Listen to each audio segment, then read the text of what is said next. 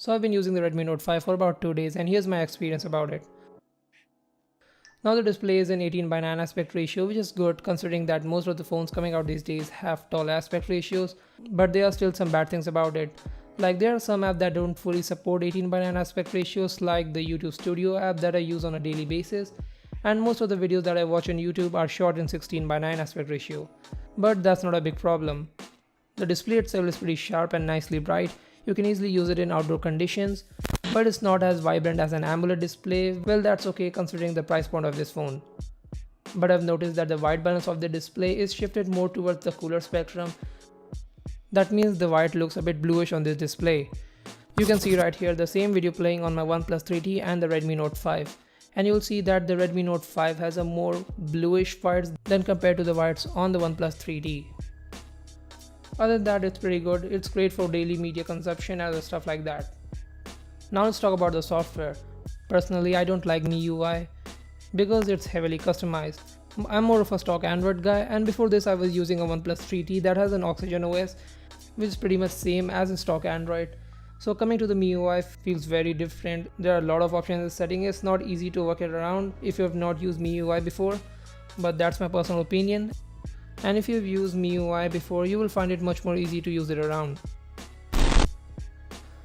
And other thing that I want to mention are that the fingerprint scanner is pretty quick. It's lightning fast, you can say. It just requires a tap of the finger and it unlocks right away.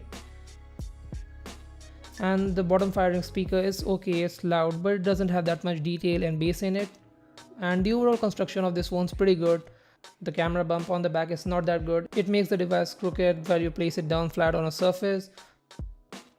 But they provide a silicone case in the box that you can use to make it much more flatter and reduce the wobbling of the phone when you put it on a flat surface.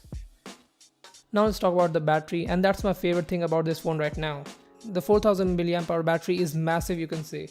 On the first day I charged it to 85% and used a whole day around, and it only dropped to 35% in the end. It gave me a screen on time of about 7.5 hours, which is pretty great considering that it doesn't use all of the battery of the phone and it still had a lot of juice left in it.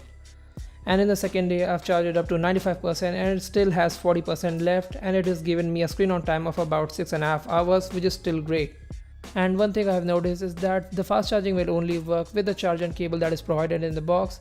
For example, I used it with my Oki power adapter that has quick charge in it, but it still took about 3 hours and a bit more to charge it fully. And with the provided power adapter, it fully charged it in 2 hours from 0 to 100. So that's all. This video is not a full-fledged review about the device because I've been only using it for 2 days and I can't say anything confidently about it, but stick around for the full review that's coming up soon. Then give the video a thumbs up if you like what you saw, and also consider subscribing for more upcoming videos, and I'll see you guys in the next one.